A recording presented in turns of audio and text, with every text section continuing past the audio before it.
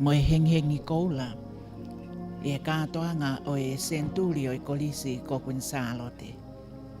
Ko e kaweinga kua whakatu u. Ko e whakawhetai.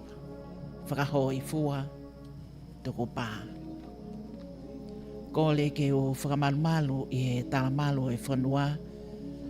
Ko au whaki me komsoni whakamawhalalea tonga. A tā ke whakahoko ato e whatongia i he hengi koula koeni. Ko e tau malo e te au. Mo e whanonga ai kolisi ko kunsalote o tau anga ki e whewhine o hoko ai ko e kaunanga ai whanua ko e whewhine mā te aki i he whamili ko e whewhine o kone whakaao ngai a hono taimi i he tapa ko toa pē o e whanonga. Fia ke tantali leleia e tonga hono ko toa pē ke ui ai otu whelenite le te o tonga uloaki mo e ua pe he whoki ki he television e tonga ko e live stream e pe si Facebook ko tonga broadcasting live streaming. Whetaki nima i he whengawe aki mo e Broadcom ko e kautaha whakamawhala lea i tongani mo muli e wha ema walufito poini nima. O ko kau ngā whakahoko whatongia me he kolisi lolo tonga, kolisi ko kunsalote mo Gavin Lea pe au ke ai ngahi polokalama a muiangi e kau ngā whakahoko whatongia ai mo Melie Lau Manu. Ko e toa ko e ni o nau lau manu mo tāpo aki ko e makamaile o ku tohitongi i he historia o e nau whanonga. O nau kau i he lau i he hengi whakakoloa ko e ni. Amanak fo ke tataki he pule ako mālolo ko e Palestini ako mālolo sia siwe siriana tau ataina o tonga. Ko e whaiwhikau mālolo ko whaiwhikau toke tāmele ana puloka. Nā ne hoko ko e pule ako e kolisi ko kunsalote ko e fuafua pule ako tonga ia i he hili ahono tataki mai o e ako anga e kinau tolu ai kau pule ako me i tua pule anga. Ko e tau tahiwa waluwha ki e tau tahiwa hiwa taha ko e ngahi ta uia. Nā e tō whatongia ai whaiwhekau i e kolesini. Kau whakataha mo e pule ako lolo tonga whaiwhekau sela lata i la kepa pe fo ke whinei ki Palestini ako e sia siwe siriana tau ataina o tonga ko whaiwhekau toke tā o ngā tea whanua kata. O ko maili moko a hono ea pea tāu pe ia he o ko whungani aki ai lea mo e whetapa o e ngahi mō miniti koula koeni ko e whakawhetai. Whanawa ko koeni nau tongia e whatongia i he taimi ko tope me ngahi aho ko tau situ a ki ai pea tō ta mo ui ki he aho whakakoloa koeni ko e hengi o e sentuli kolisi ko kunsalote o ko whakailonga i a kia ai lotu whakawhamili i he polokalama ko ia o e pongpongini. Whanau wifi na nau he ni pea nena yange ke o mai ai ngahi himi hui ai ai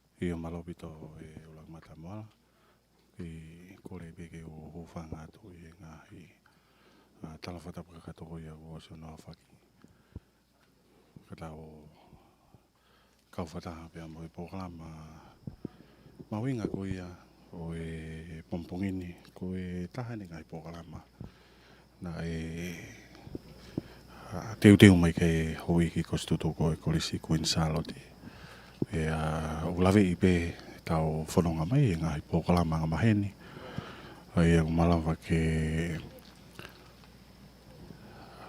tuku atu ko ia i tau radio kai pe he foki ki he ngai pokalama i televisione ka pe he foki ki he Facebook ai te waki ko ia e katoanga e Kolisi Queen Charlotte pe whahau ko ai ngahi whenga paanga pea mo e tau mua ki he whamanatua ko e Sentori tau te au ai Kolisi i e tauni pea ko e fia ka koa fia ngau tolu ai hau eiki Kolisi tutuko ai Kolisi Queen Charlotte pea ulawe i pe ai folau mai ko ia ke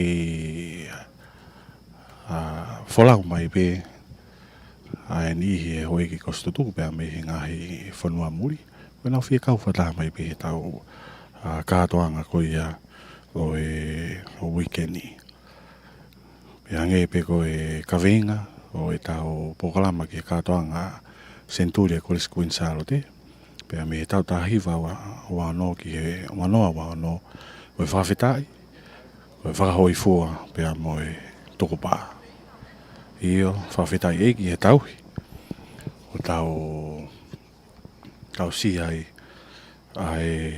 weekend mahu inga koe ni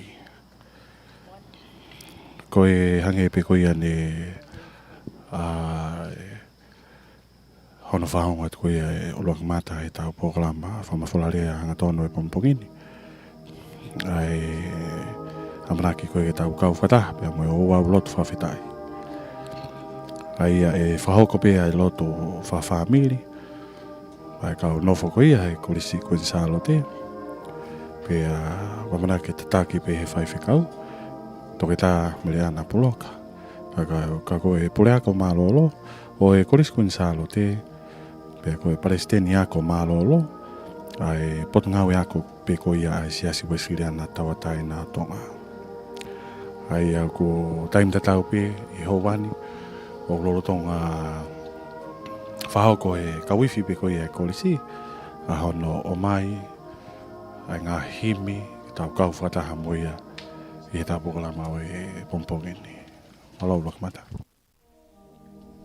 Ko e kaweinga i he ako anga a e siasi weisiriana tawataina o tonga ko tonga mo unga ki he loto. Pea ako iai ai wakai ki he whanawako o e ta uanoa waono.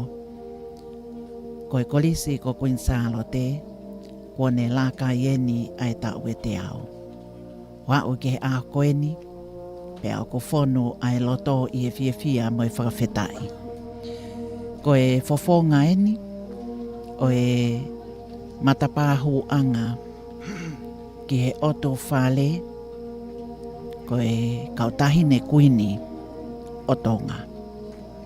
Ai whare whamanatu, nai langa ia o haa ia i he ngāwe nai whakahoko ki he whale lotu whamanatu Centurio i lotu. Ko e whale whamanatu o e tahine kuini halai walu mata aho tō wha i mala e kula. Ko e whale o whakamanatu o e tahine ko kuini nanasi pau ko e kuinia o e taloni. Aia ko e Queen Charlotte College Square. Hanga yeni ki he mala e kula e hala waha kolo. Tataki koia ai iwi ai whanawako lolotonga. Iai foki ai lawe i e ngahi talitali ko whakahoko e komiti o ngau tali e kau wholau. Tatau pe e kau wholau mai me i toa pule anga mai kau wholau me e ngahi vai whanua me i toke lau. Me he malai wakapuna whawahapule anga fua motu o maa foki ai malai wakapuna whakaloto whanua ki he taulanga whawa pia mahono tautali e whalau wakatahi. Ko e whanawako o e kolisi o ki ai matapule lahi o ko iai foki ai lawei ai wakai ki a kinau tolu ai kau whiwhine tau mai kolosi. Me he tawhaaki koia ki mui i he hou eik whawhine koe ni. Koe whaiwhekau ka koe whaiako tutuku. Koe tiutalahi tutuku e kolisi ko kunsalo te whaiwhekau tutalewa lolo hea. Ko te ui mehe ako angani. A kinau tolu i he whanua. Me he whale o haa mohe o fo. Aia koe whatongia i hono whakatoka. Me he kua hili i he wā whengawe aki he mokoi koe mā i moa ola o e whale o tupou. Koe lika wake oma. Pea o kua wanu ai kuonga mo i ngahi ta o. Pea ko kei tauhi ai whatongia tupu ai kolisi. He kohono huawha ko salote. Ko e apiako ko kuini salote. Iyo. Ko e oho ana ia. O e nea fio ko e tui o tonga. Kingi siao si tupo uluaki. Ai tahine ko kuini salote lupe pau u. Toto wha i mala e lahi. Ka kuhu hengi mai. Te tau pēi a ki nau tolu ai kau tolu leka. O a mai. Ke tau ki mui o i ka wako tutuku. Ke hiki pēa e whakawhetai. Ke tāla ai whakamālo i he tataki kua whai. Neongo nei ka mata mai ai ako anga. Na e hange ka motu i he tūkunga o e aho koia. Pia mo e ta au o e whanonga a e siasi mo e whanua. Pia o mai ki e tahiwa ua o no mo no whakahuafa ko e kolisi ko kuinsalo te. O ne whanonga mai ai ki e ta wanoa ua o no. Ko e hau e ki ako tutuku o na o fia ke kau whakataha me i tua pule anga kau kuongona foki. I he ngalu ea ai owa we a koen. Amna ke ha ele mai ai ne afio ko e tahine kuini o e taloni kuini na nasi pau ka ko e Palestenia o e kautaha ko tutuko e kolisi ko kuinsalo te. Ke whakamooni pia ke whakaha ko e aho mo e kahatoa ngā mo e aosia o e mō miniti o e hengi ko e ni i e mafoa ai ata. Ko e centurio e kolisi ko kuinsalo te. Ko e lotu lelei. Ke hiki ai whakawhetai o e lotu. O whai ai whakawhamili. Ko e whamili ko tupule kina e ne whakalaka. Me i he tau anga o e teu i o e whewhine kakato.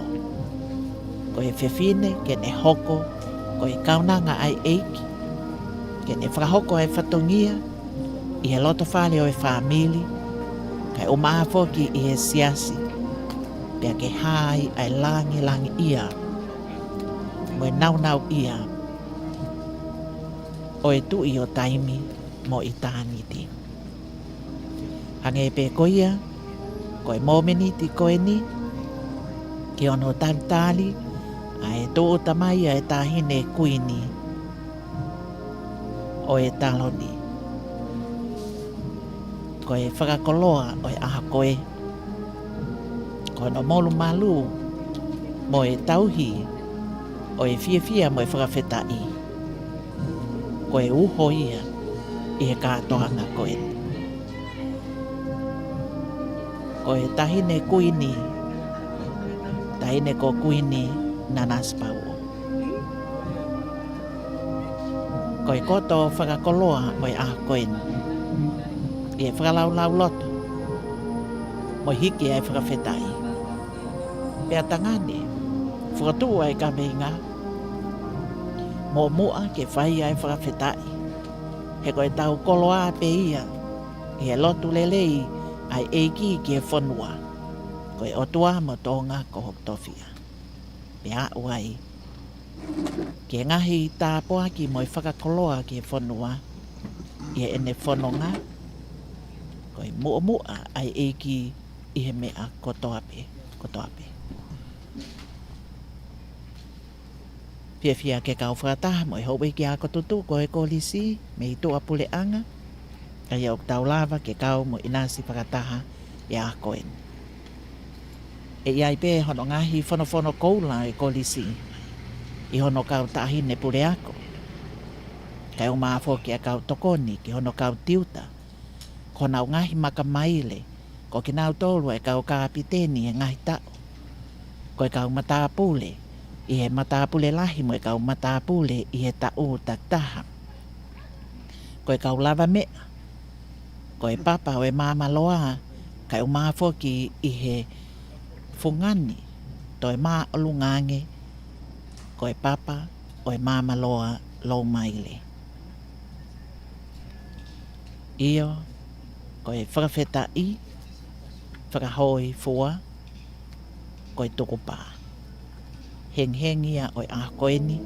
Pea hoko atoa i e whakalau loto. Hoko ai mo e whanunga. O muaki i he kaweinga. O hange ko ia. Kua ngona i he ngahi aho e te au ko tau situ aki ai. Pea ta wai ke mominiti koeni. Pong whakakoloa. Ko e ala ofa e tai hamai. E nasi ai kolisi ko kunsalote. Iai pe ono ngai pole ono ngai hala whanonga. Ka koe a uke he tau koeni. Koe lea pe whakawhetai. Whakahoi fua. Toko pā. Kei whakawhepe. Mau inga. Oi nofo i he lotonga. Oi lau maali e maa oni. Ke whai tāpoi kina. Pea ken whakaola. Ai houa koeni. Moi hoko atu ai whanonga. Iaia kau holomua. Na nau whakaanaua. Ke nau inasi mai e. Ka kua pule ai tae hāmai. Pea kuai e ofeina. Moi manatu ofa ki ai. I he taim tatau pe. Ko e koloa ai ke whakamanu. Ai aho kua tuku mai. Ke inasi ai ai lolotonga. Tahine kuini. Pe ke kau whaiwhekau. Ko e kau pule ako. Ko e hou eiki ako tutuku. Ke nau tolu mei muli mo tongani. Ko e lau manu mo e tāpuaki. I e aho whakakoloa koeni. Ia ngahi whakalakalaka ngai makamaile. I e apini. I e no ngahi polo kalama kua whakalakalaka i kai ki ngata pe. I he teu i o e whiwhine kakato i e whakaeke te mika. Nai kamata e kolisi mo no ngahi kalasi. Pea iai hono ngahi le volo. Pea iai pa mo no ngahi tofa hala. Iai e tawhaaki o e ako nofo ma'u. Pea koe ako nofo ma'u. Na iai pe mo e ngahi whakalakalaka ki ai. Koe kau whakataha. Pea mo e tuunga koia o iai. Ai whanonga ai kolisi ko kunsalote. Na ikuna i he ha. Koe e kipe. Hou e ki ako tutuku o e kolisi. Mo e fia mo e whakawhetai. Haka i langi tau. Koe uhi ko hono ngahi polo kalama. Na e whakatuu Pia whai ki ai ai hō whaki. Koe au ki ai i he pongpongi koe ni. Koe e kipe. E iai pe whoki a ki nau tolu te nau tokoni i he whakahoko whatongia koe ia o e pongpongi ni. Pea ki ai pe pea moe amanaki. Koe uhi koe ngahi tataki e whakahoko e whaiwhikau. Toke tā mele ana puloka. Whaiwhikau toke tā unga tea whanua kata koe Palestini ako. Kai umafo ki ai whaiwhikau se lala taila kepa koe pule ako lolotonga ia o e kolisi. Me ta uanoa uawha. Teu teu ai o au ki e tau koeni. Pea koe au ki ai koe koto whakakoloa. Oto me ako angani. Ki nau tolu e kau whiwhine tau mai kolosi. Koe kau whiwhine ia o e whale tapo. Hapai i ngahi hōwhia. Moe loto. Koe uhi koe whangalami. Koe uhi koe whanonga e ngahi potsias whakakolo. Koe ngahi ngaue e pot ngaue a whawhine. Moe ngaue kotoa pe u whapai koe uhi koe whanua. Uke hoa e kau whaiwhikau, hoa e kau pule ako. Whiwhine mate aki i ngaue i he kolo. Koe ngaue ai tale niti. Pea moe koloa. Na e oko i he taimi. Na inasi ai i he ako anga koe ni kolisi ko Queensalote. Koe ngahi to'u ako. Ok nau tuku mai. I he ngahi to'u ako ki muini.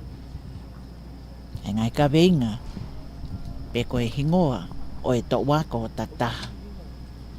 Ke whalute ki ai. Ai, ke nau tolu me to'u ako i he tau ki he tau. O tātānaki, ai mea kotoa peo nau mao ke hoko ia koe matai koloa. I watautari, koe hui koe ao koe ni. Iyo. O klava pe, ai hope ki a kotutuku me i toa pule anga. Ke tau inas whakataha i a koen. Koe hiki ai whei lau lau e whakawhetai. Ake ai le o. Pea ko pehe whoki i he houa koeni. O ki ai a ki nau tolu i he whanawa ko nofo mau. Ko e whanawa ko iwi. Ko ki nau tolu e kau matapule. Ke whai ai fia mai whakawhetai. I he aho whakakoloa koeni. Ko e matai koloa koe lotu pe. Lotu whai mau pe. O oua na vai vai. Iai ngahi to wako mo nau ngahi manatu melie. Ko e to wako mo no ngahi makamaile. E whakalakalaka ono toka ngai kina e taleniti. Mo no ngau e aonga aki. Ai ngahi whakatoka na e whai mihe kuohili. Ko e whakatoka ai whiwhine kakato. Ke whai whatongia os kia velenga ke whonua. Ke mauluta, pia ke inasi e melino moi fia. Ai whanonga anga, ai loto whale o e whamili, ai ngahi siasi whakakolo. Kai pehe whoki, i he wakai, koe wi koe ngaue ai pule anga, pia moi whonua. Whakamawhanai wakai, mei Britania mo Europe, mei Amerika lahi mo Hawaii, Australia, New Zealand. Talu, me he wike ko alua tuna, mo ngahi whewhalau aki a ngai kau taha wakapuna, ko no tuku mai, mo whakao mai, a ki nau tolu ai kau wholau. Pea kei pehepe, i he ahoni, pea naa mo a pongpongina. Ko e pongpongi whakakoloa koe. Fia ke tautali ai tō ngā hono kotoape.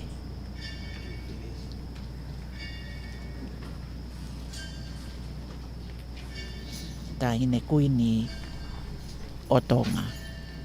Kuini nanas pau. Kolisi ko Quinsaloti. Rocky Polo Kalama. Ki e katoanga o e Centulio e kolisi. Ko e lotu. Fra famili. Ko e lotu. Ko e taumata I koloai.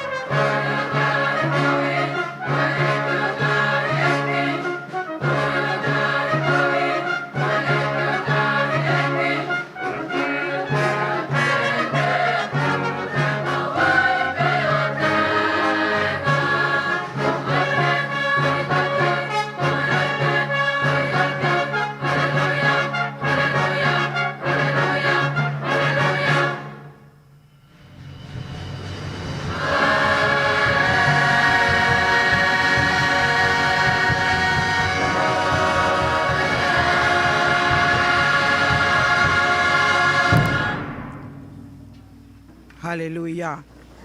Ko himi uluaki, o e o wau lotu fa famili, fa fetai I he tauhi, ko himi tahanima o e tānaki mai. o koukole ke ulau atu e vesi uluaki, pa ke mau hiwa hoko mai e vesi ua mo e tolu. Himi tānaki mai whikatahani ma ko tonga whonua monu ia.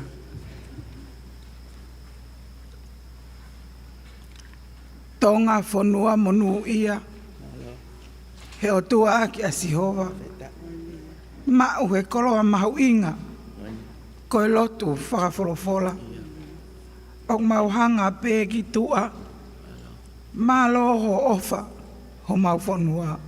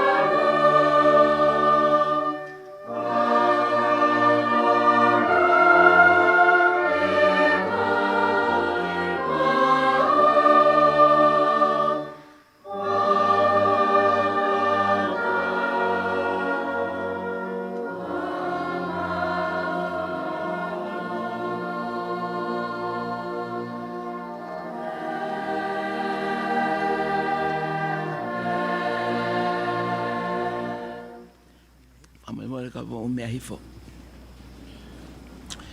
Ka tau sāme ki he pongpongi ni, o sāme te au ngofulu māwalu, vesi tātaha ki he taha no, pa ma vesi ua whā ki he wahiwa, pa mole mole ka tau lau whetariaki, o se o atu pe i he tau polo kalama. Sāme te au tāwalu, vesi tātaha ki he taha no, ma ua whā ki he wahiwa, ka taki ka tau lau whetariaki. Na anau ka pui au, io, na anau ka pui au. Kai he huafa o Sihova, te utu usi ki nau tolu. Na e hange koe whakapi e nau ka pui au. Na e hange a whakau taratara, kai tāma te iki nau tolu. Kai huafa o Sihova, te utu usi ki nau tolu. Na ke mātu aki teke iau, ke uhinga. Kana e tokoni au e Sihova. Moku ia ia, mo e O kue ngahi te niti o anga tonu, ai leo o mavava ma moe hiva. Ko e nima ta o matau o Sihova o ku fai kaukaua.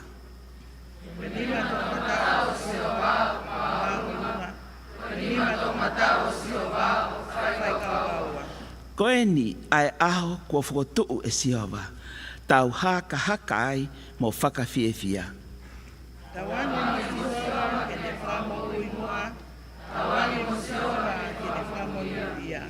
Ke monu ia a si hau i e huafa o Sihova. Kua mautala monu ke tek mautolu o i he whare o Sihova.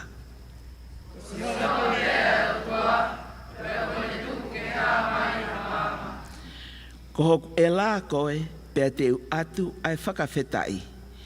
Ko hoku Elohimi koe pea teu whai ho whakahikiki. Tau tata kia Sihova, he oku leleia, he oku tolonga o ta ingata a ene ala o wha. Amen. Koe aho o e whakawhetai, ke o tua mafi. Pea whai ke whakahoi fua, pea tau tuku pā, ke tau whai ho tau rereita. Tapu pa moe a whia o tua mafi, e tau lotolotonga. Patapatu tahine kuina naspau.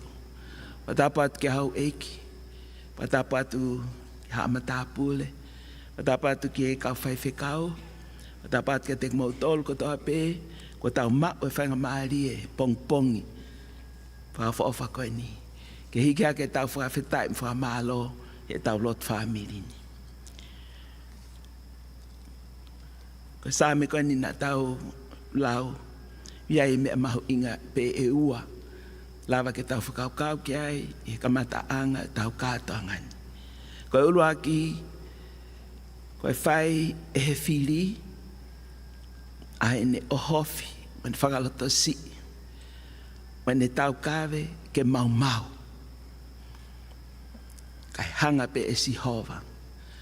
Maratu unga he tau tui, o tu usi, whakangata. Ke ua naala mai ai whiri. Besi tahani mahu inga maari e tala mai. Ka koe toko taha ia o ku nofo i he tēniti o Sihova. Whai ngofua ke ne tau e whiri. Whai ngofua ke whakangata. Ke ua ala mai ai nima o whiri. O wei ai mo ui ai toko taha whalala ke eiki. Tau whakau pe pongpongin, tau e te au. Tēne kuini, me whare o tupo. Ai tāpu aki, e o tuai whanuani. Tataki pe tu i uraki, ke whakotu, pe mo kolisi, ma e whakakai whewhine. Pongpongini, tau whawhetai. Whawhetai.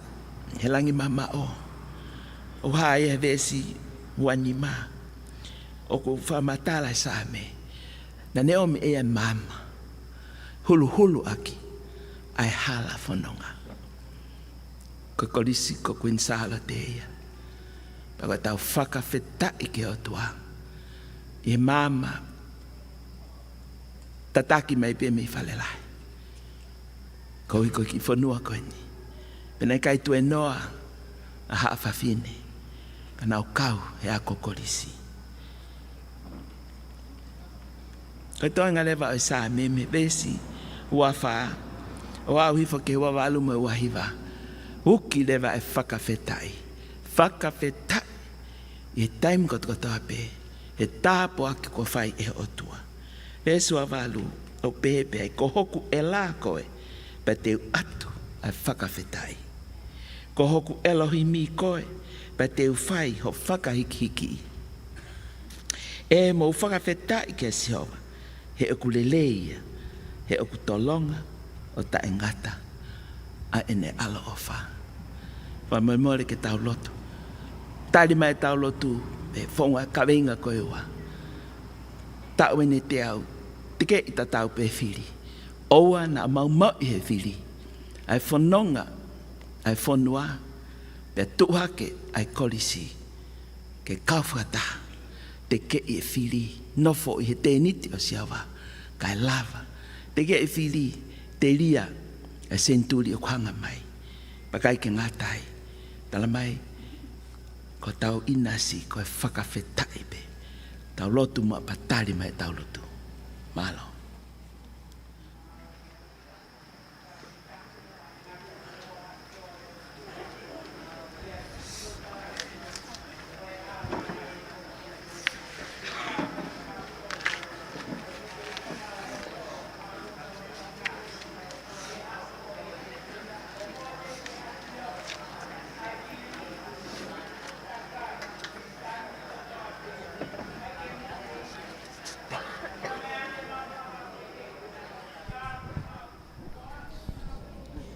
Ko e hapaia o e whakawhetai.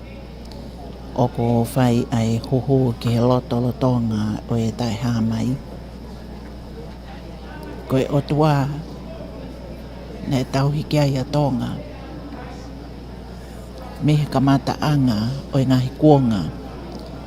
I he kuonga o ene awhio ko e tui o tonga. Kingi siao si tupo uluaki. Mo e whakatāpui. Mo e momoi, whakahoko ki he whanua, ko e otua, mo tonga ko hoko towhia.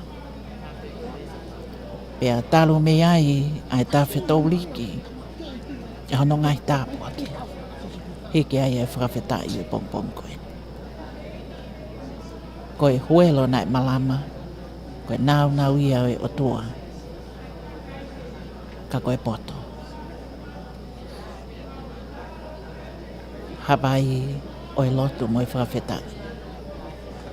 He koe lea pia o e aho. Na e tuunga i e ha koe ofai o tua. Pea whai ai ai whakawhetai. Whakawhetai. Koe mea kotoa pia o ko fōwai he ko taimien.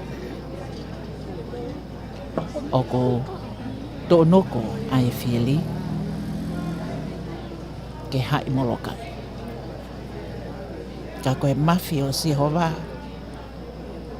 O kulahi pe au tai ngata. O kune mafi ia e mea kotoa. Whanonga anga kua whai e he ako anga. Ko e ako anga na e hino i ai mo uhi whakaloto. Ke hoko, ko e karistiane, ko e whakafonga o e eiki.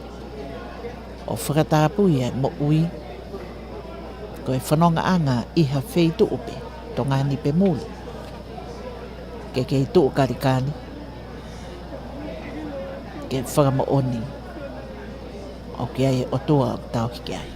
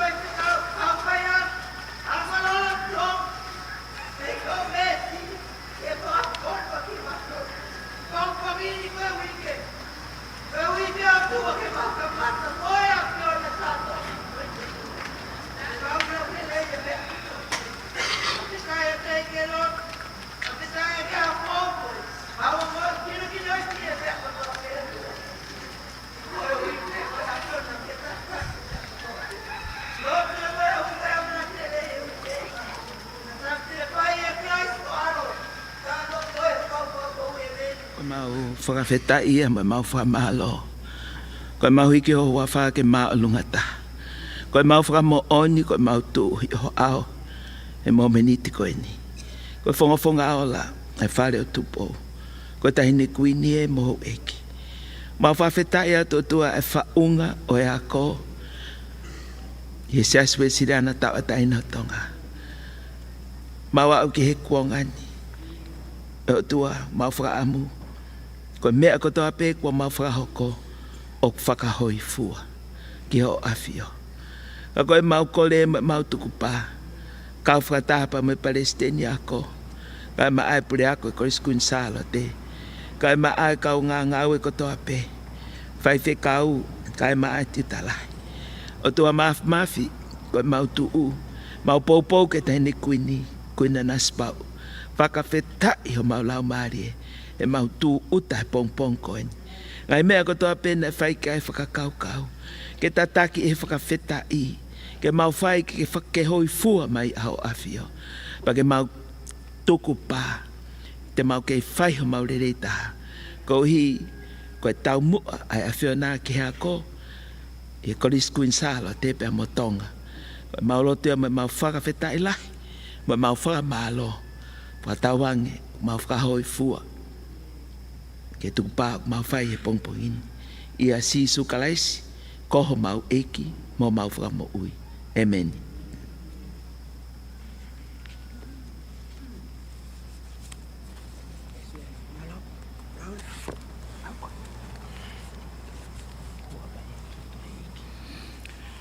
Wholawhola himi ke tau hiwa tuku ai, e o wau lotu hengi, lotu whaka whamiri o e sentule e koris kuinsalo te.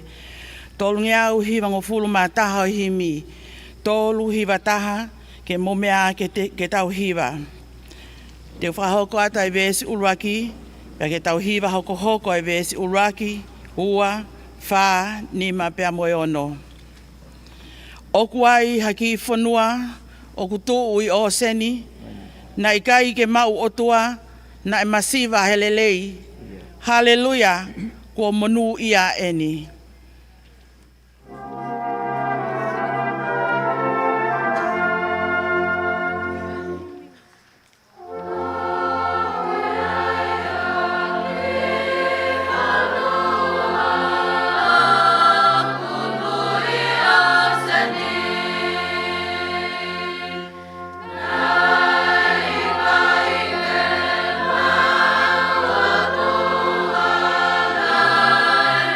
See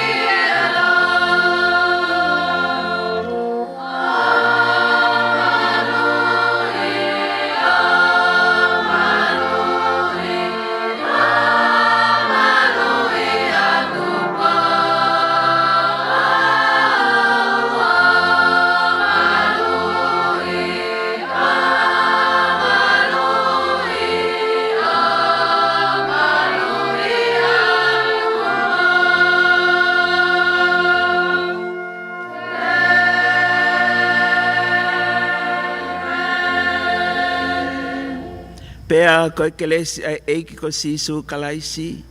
Pa moe ofa lahi au tua koe tamai. Pa moe whiohi e lau maari e ma oni oni. Na fo mau mua. Na fo mau. I taine kuini.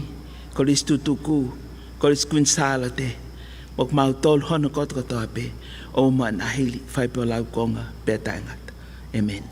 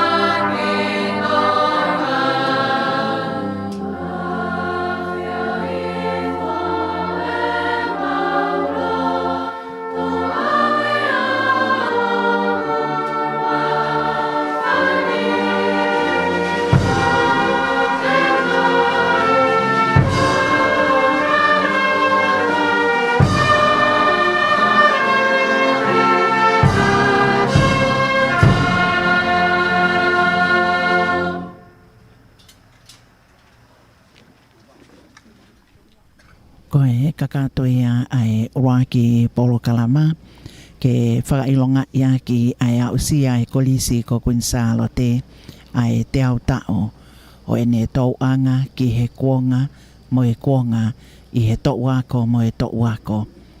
O namoa iai a kinau tolu o nau hofanga ke whale mama koeni ke hoko ko e whiwhine kakato i tongani momoli.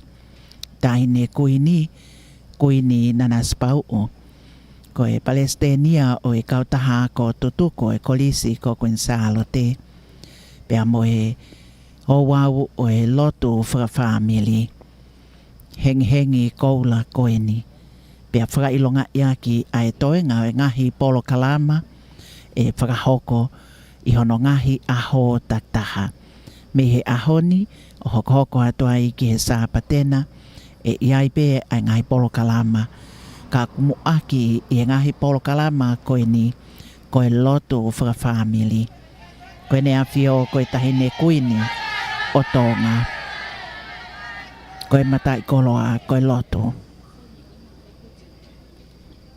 nane mai moa i he whaia ko e kolisi ko kunsalo te nane i he kolisi ko kunsalo te pea i he taloni i he ngahi ahoni o ko fotua ki ai ai ngahi tāpua ki kehe o ako anga o tawhe inasi ai ai whanua i tongani momolina pea kai pea e whakatawange i he toenga ngahi polo kalama te tau kau whakatahai aia e whakamafolanga tonu le te o tonga uraki e ema tanoa taha fitu peke e wha ema hiva noa ko e wha ema walu fitu poini nima pea mo e hoa ngāue i he whakahoko e whatongia ki ono o ato e ngai whamatala me lia lau manu kai umaafo ki a Kevin Lea me he ako anga lolo tonga i api ako alu aia o ko iai ai lavei ki he mafoa ai ata o e hengi koula koeni o e sentuli Aia ko e tawhaake ni ki he mala e kula ki he hopo anga o e laa.